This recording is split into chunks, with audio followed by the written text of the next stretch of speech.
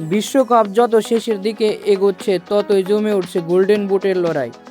শুধু দলকে জেতানো নয়, ব্যক্তিগত এই মর্যাদাপূর্ণ পুরস্কার জিততে তারকারা দিচ্ছেন নিজেদের সেরাটা।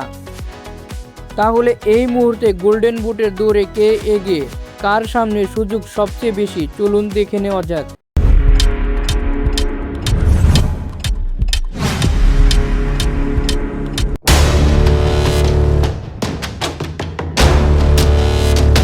গ্রুপ পর্ব শেষে 6 গোল নিয়ে গোল্ডেন বুটের লড়াই এককভাবে শীর্ষে আছেন মেসি।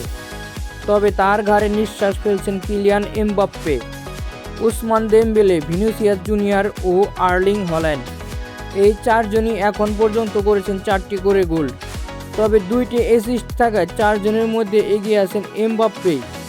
ফিফার নিয়ম অনুযায়ী গোল সংখ্যা সমান হলে প্রথমে অ্যাসিস্ট বা গোলের সহযোগিতা বিবেচনা করা হয়। তাতেও সমতা থাকলে দেখা হয় কে কত সময় মাঠে খেলেছেন।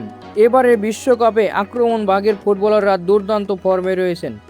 কয়েকজন খেলোয়াড় ধারাবাহিকভাবে গোল করে নিজেদের গোল্ডেন বুটের শক্তিশালী দাবিদার হিসেবে প্রতিষ্ঠিত করেছেন। এই মুহূর্তে সবার নজর রয়েছে শীর্ষ গোলদাতাদের দিকে।